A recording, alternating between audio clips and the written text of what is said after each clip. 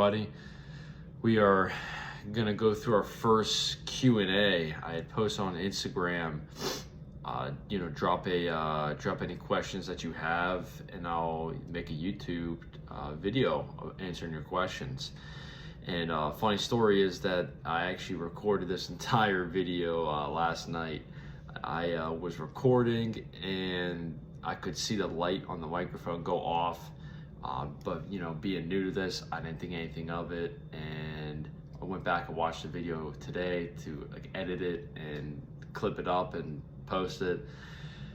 And when apparently, some people may find this ridiculous, I don't know this, but when that microphone dies, all the audio feed going to the camera dies as well. That means more than half the video was silent. So take two. We're gonna go. We're gonna run this back again, but we're gonna look on the bright side of things. And I feel like I was rambling a little bit in the previous video. I think I could have gave a little bit more clear and concise answers. So that's what I'm gonna try to do on this take here, is to kind of cut out some of the muck and deliver this information straight to the point. So when I had posted the question poll on Instagram, I got several questions, but there was 3 that really stood out, and there's 3 that I feel like we could really expand on and would be providing very valuable information to anybody that's watching this video. And also, we're just going to go without the microphone. I put them on a charger, but I'm not sure how long they need to charge.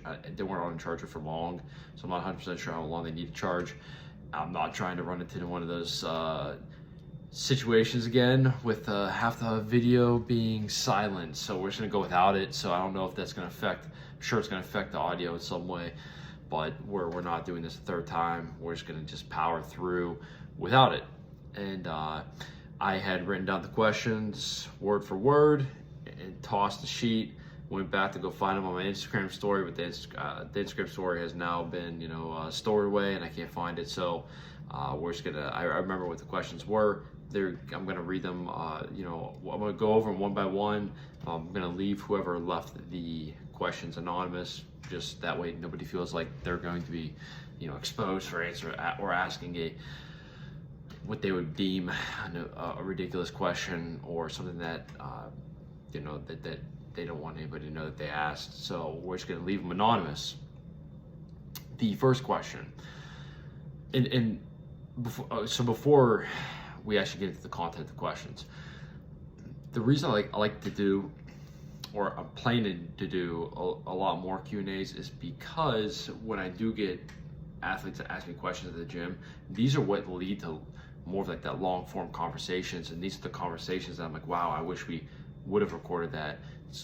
This would have been great for a lot of people to hear, because it might be somebody that's wanting the same thing or is in the same situation.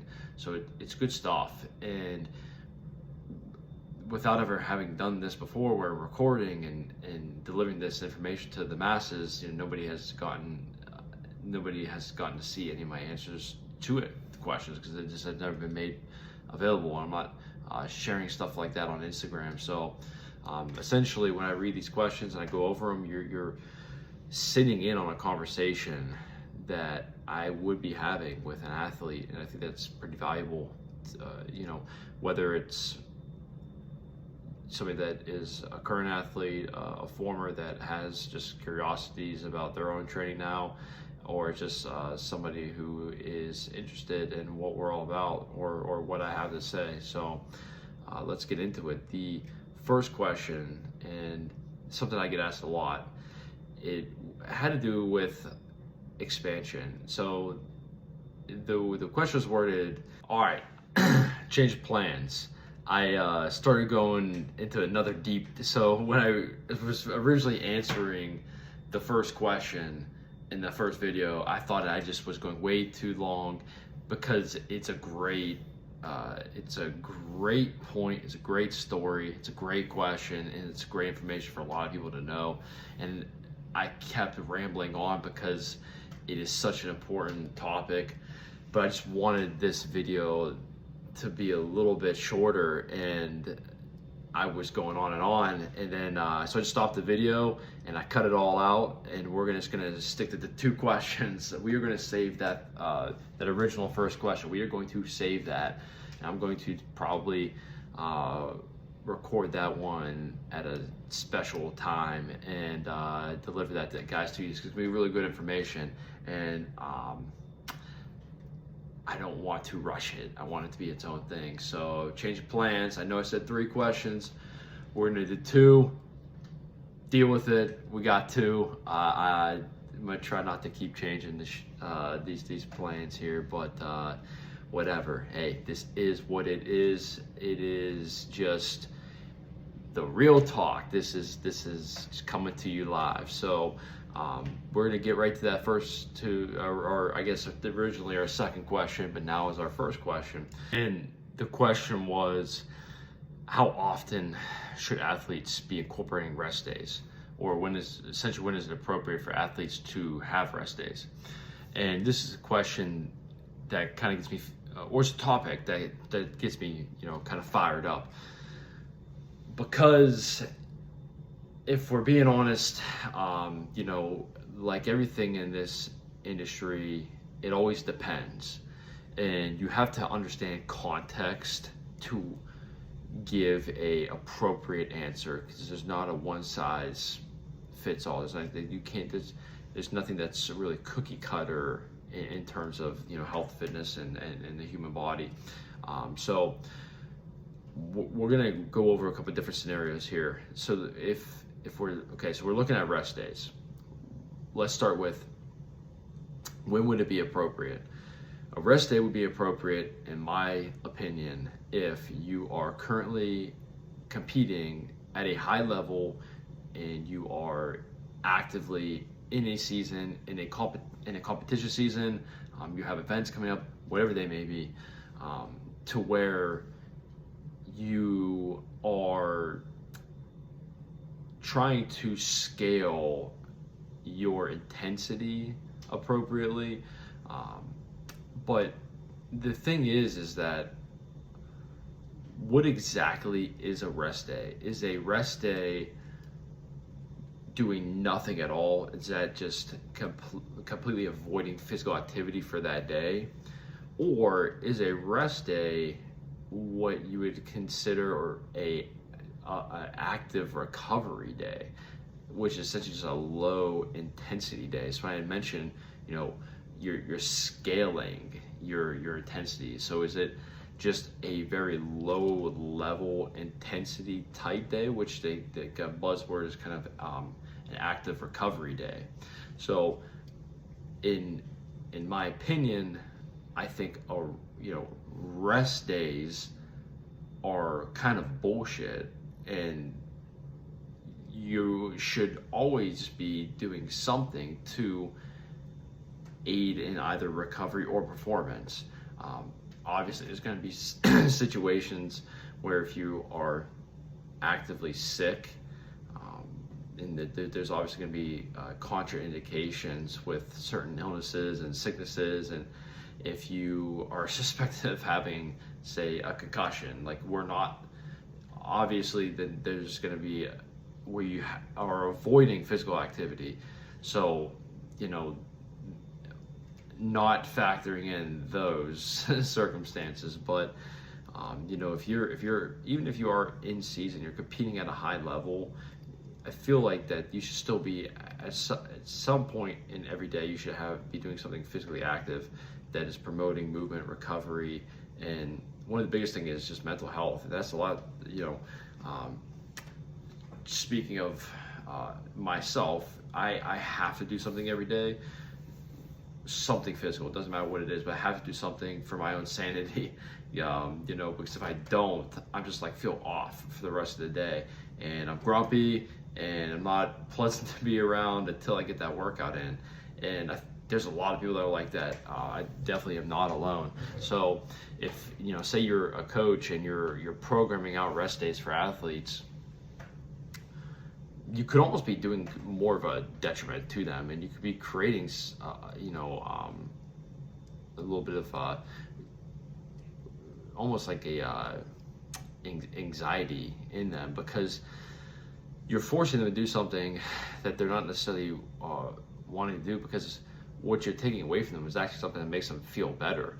And if you are competing at a high level, you definitely are capable of handling these like lighter, lower intensity active recovery sessions, and being able to not fry yourself for whatever competition you're prepping for, and to just give without ever even asking the athlete. I think that's probably the most important thing, is asking them, talking to them, say like, how do you feel? Like, are you able to do X plan that I have for you today? Or does working out provide you with that mental clarity that you get the flush of dopamine and the serotonin? You get all these good feel good chemicals when you get a sweat and you work out, and that might be something that somebody needs, and that really helps them get through their day. And if you're going to strip that away from them because you have this preconceived notion that athletes need rest days, is preposterous. So I think the biggest thing is just like talking to them and having an open line of communication. And so that's where my head goes when I think of a rest day. When I think we need to shift it from thinking about it being a quote unquote rest day to just a lower level activity day or an active recovery day.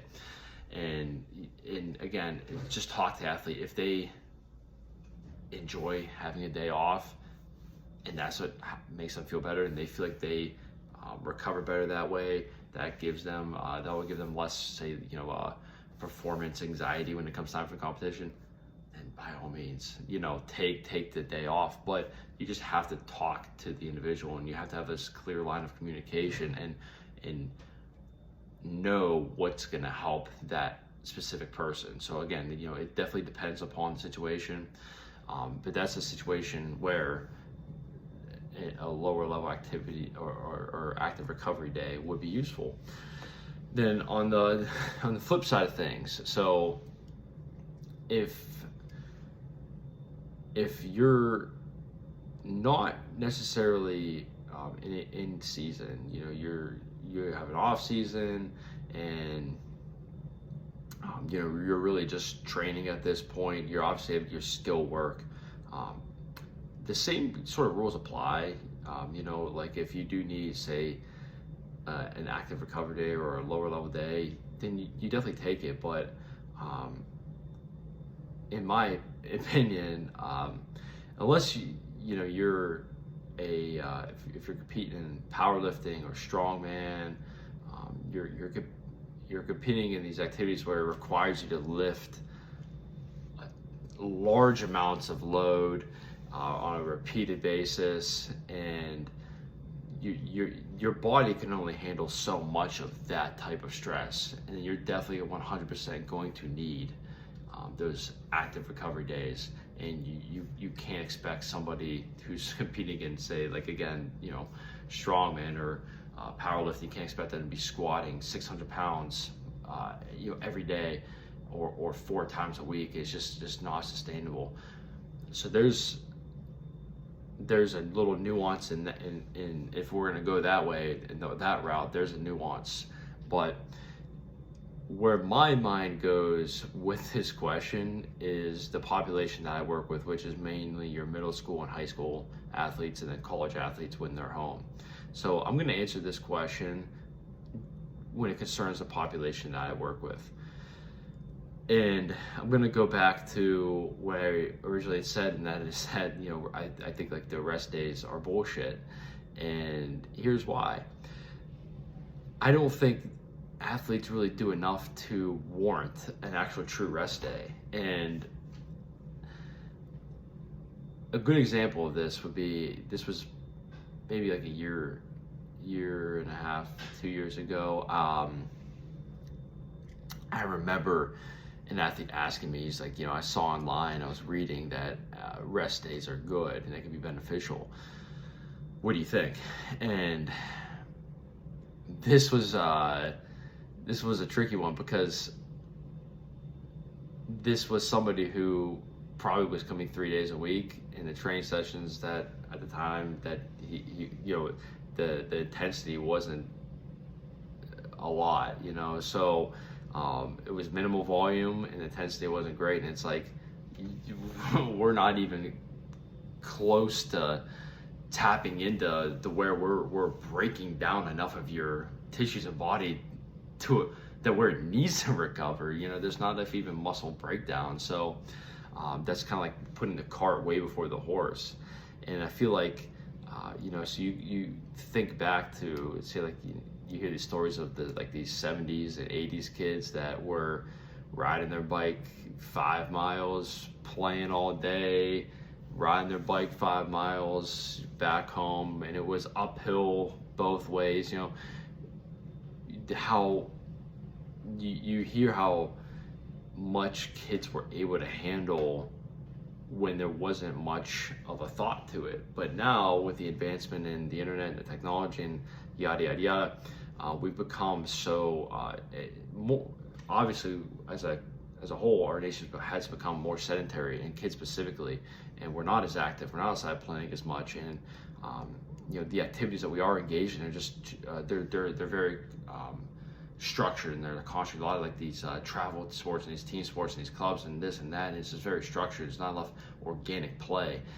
And hell, I don't even know if they have gym classes anymore in schools. I hear conflicting things about them pulling gym classes. You don't have to take gym class, and so sounds like we might even have gym class in some of these schools. So I just don't think kids are doing actually enough to where like it warrants a rest day. And I see this with a lot of the athletes I train. Some of these guys and gals who really get after it. I mean, they're coming to me. They have school workouts. We go hard at the lab. They have practices. Some of them even have games, and they're doing all this. And they all are taking care of the things behind the scenes as far as diet, nutrition, sleep, and hydration. So long as you're taking care of all of that, and you're allowing you're giving your body the fuel it needs to recover. If you're a young, pliable kid and you can handle it, and you've built up load progressively over time, I don't see why you would necessarily need to program out a rest day.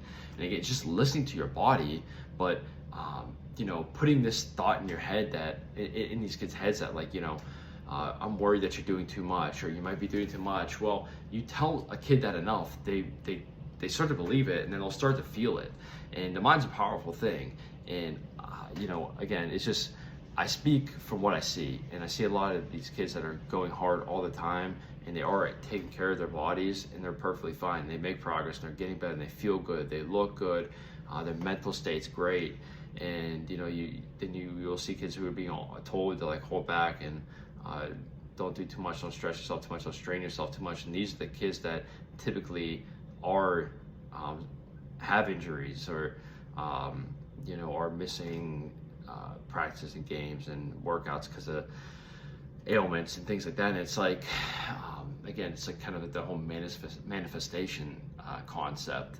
So I think we just can't, not being irresponsible about it, but in a sense, I don't think it's wrong to say that we can't just be babying this future population, because we've seen in the past that kids weren't baby, they were playing, and they were the average middle school, high school kid was able to complete basic levels of fitness tests. They could run a mile in 7 minutes, they could do 50 push-ups, they could do pull-ups. And then now you go into your typical school, and you're lucky to get 30% of the cohort to be able to do that. And it's just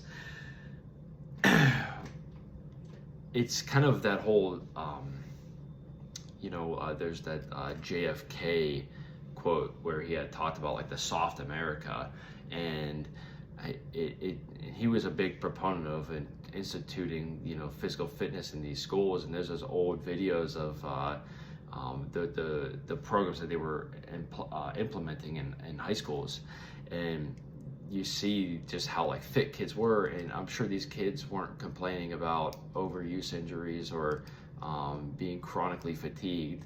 They were probably active, getting plenty of sunlight, outdoor time, and they didn't have tons of screen time, and they weren't growing up in front of iPads, and it's just all this stuff that our generations are now dealing with, that I think is essentially making them more prone to injuries and overuse things and being weak, and then just a whole a whole slew of issues. So I think we need to be pushing kids more, and my advice that I would give is to push yourself as hard as possible for as long as possible and see what your body can handle. It's easier to see what your ceiling is before you actually make up some sort of ceiling out of thin air, where you're capping what you're telling somebody to, what you're withholding them from activity. You're telling them, oh, don't too much, you're gonna hurt yourself, don't too much, you're gonna work yourself. You're creating this ceiling without even knowing what their full potential is, where the ceiling even is. You're just guessing.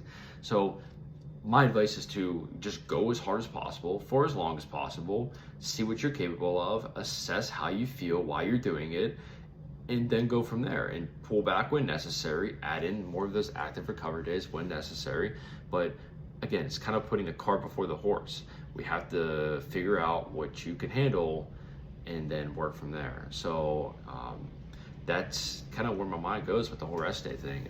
I don't take rest days, like I said, I just, not because I feel like I'm better than you or I'm just too cool for it or whatever. It's just, I feel good when I work out, and I'm not gonna just not do it because some article online told me that I need to take rest days. I just don't think that's necessary. I love training, I love working out, so I'm gonna do it. I'm not gonna rest. And there's gonna be, maybe, knock on wood, but hopefully there's not a time where I am sidelined by something serious.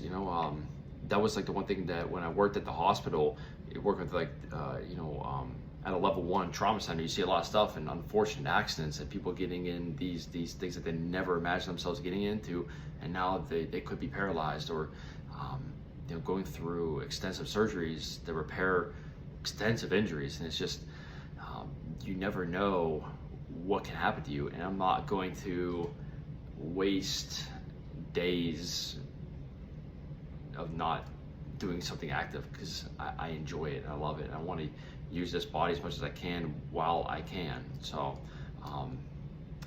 all in all, rest days could be bullshit, rest days could be useful, it depends. The second question, it is escaping me. For a second, it escaped me, but it just came back to me. So it had to do with stretching. It had to do with, there's two parts to it. It said, how long should I stretch before a game? And then there was, or a workout. And I'm not going to talk about the workout portion of that. I just more specifically want to talk about the game part of it, because this is an area that I've really dived into a lot, and it's something that I've constructed a lot of my warm-ups around at the lab. All right, 1 second. Throat was getting really dry. I had to catch a quick swig from the Stanley, so I was trying to power through this, but my throat was it was like almost closing up. It was so dry. All right, back on track. So I feel like something that has been kind of I've become to be known for is like our warm-ups, and they're very atypical. And a warm-up, I always say, is so the reason I just shifted from stretching to warm-up is because I feel like those are interchangeable. And when most people think of stretching, they look at it as like a way to loosen up or warm up, and stretching obviously is included in a warm up. And my whole thing with again, it depends, but if you need to stretch, then stretch. But you don't have to live by some certain guidelines or perceived guideline that you need to stretch, or you have to do something before a game in order to be successful in that game or event. There's plenty of time. So my mind goes back to when, you know, you're playing Pee Wee baseball and you go out to the outfield, and you know your coach makes you do like this, all the arm circles and like the heads, you know, the circles, and it's like nobody gave a shit about doing any of that. You know, these kids are 12 years old. What do we're just out there goofing around, not even paying attention. It's like, what are we doing? You know, so that's like kind of an extreme example of where in that situation I feel like stretching, quote unquote stretching, is not really applicable.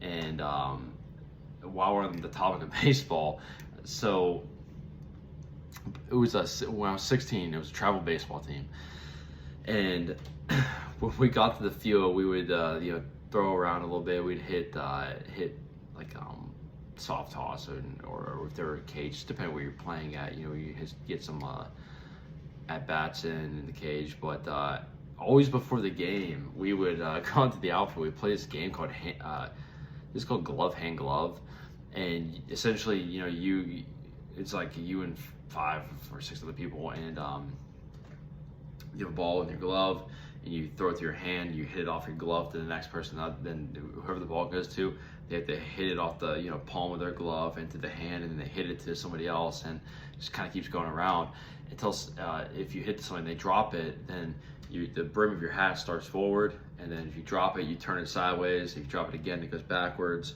and then again it goes to the other side, and then again if you end up back to the front, and you're out.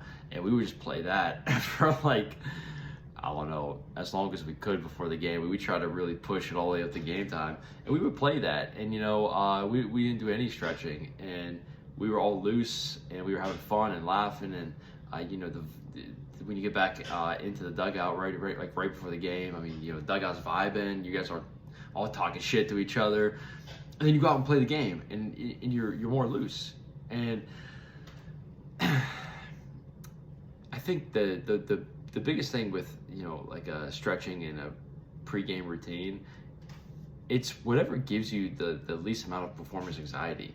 So for me, that definitely, you know, was great for just having you know, or minimizing the performance anxiety, because you're not just standing there say doing a certain routine that you know you're supposed to do.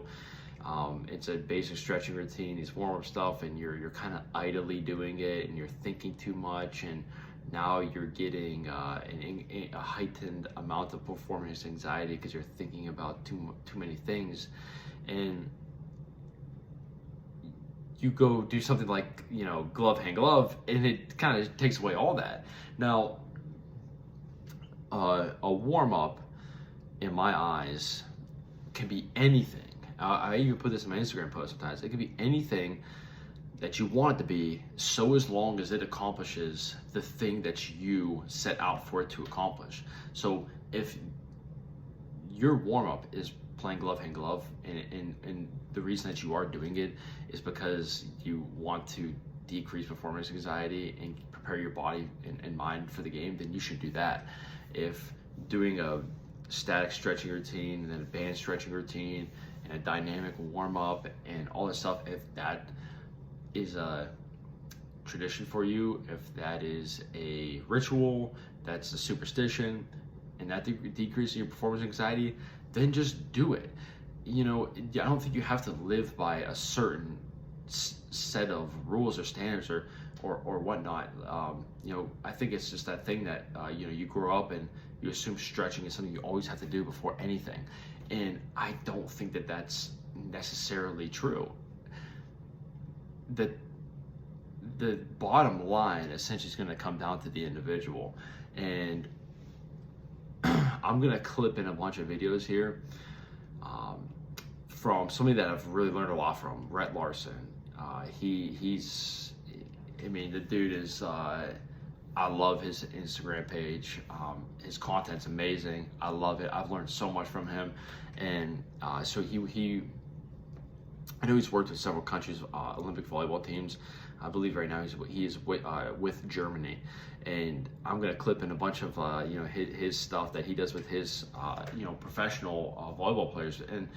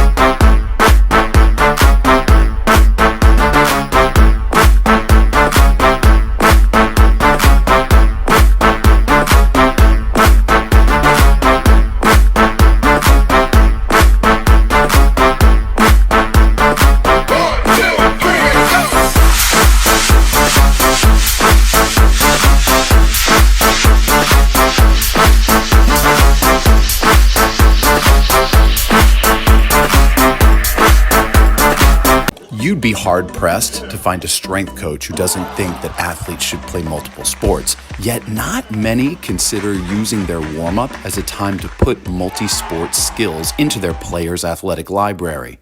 Now, luckily, there are athletes like Novak and CJ here who are more open-minded to the efficacy of warm-ups that explore movements seen in other sports. This is all just my 2 cents, of course, but please. You see some of their pregame routines and their warm-ups. I know it doesn't show at all. They might be doing some stretching. I'm not sure, but I just know that he it does do a lot of like the more atypical stuff, and it's all just to get his players primed and ready. And it's not necessarily living by that certain standard or code that you have to do X thing. I know he's had great success, and it seems like a lot of the principle that a lot of the principles that he applies is very well received by a lot of people, especially me. And I've implemented a lot of those same principles, and it is definitely it works. And again, it's just do what's right for you and talk to the athletes. What do they need to do? And I think that again, you just have to have that it depends attitude and mindset, and you need to individualize your own approach. And if somebody's telling you that you have to do a certain thing because for whatever reason, I actually was trying to think of a because response, but I honestly don't know why some people force some things upon other athletes. I just don't know. I think it's just maybe again, their own just self-perceived notion that this is the way things are supposed to be done and it's my way or the highway. But it's your body, it's your mind, it's your sporting event. So I think at the end of the day, going back to the original question, how long should I stretch before a game? It's up to you. So if doing some of the stuff that you see in these videos and the clips I link up, if you were to do some stuff like that and that's what gets you fired up and ready to go, then you do it. And it actually almost is like I think it's like that haka that the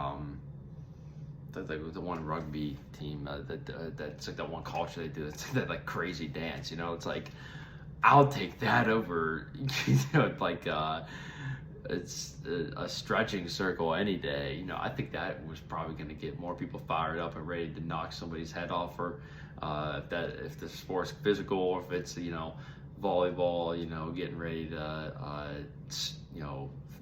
smack the ball as hard as possible over the net. So, yeah, again, you just to bring things home for both questions. Again, it depends, and it's this is the one time where you definitely do need to have more of that individualistic approach and know what works for you. So, I hope that was a good first Q&A. I know I said I wanted to make this a lot shorter, but I probably chopped off a little. Actually, I didn't answer the one question. I chopped off a significant portion of time, but I did spend a lot of time on these two questions. But I'm gonna continue doing these. I like these. Give me some hard questions. I don't care what it is. We're just gonna answer them. So, anything related to something that I would know. Let's give it a shot. My apologies. I ended that video a little prematurely. I clicked I got a little excited, I guess, and I clicked this end button on here. So just wanted to say, talk to you next time, and keep it real. Peace.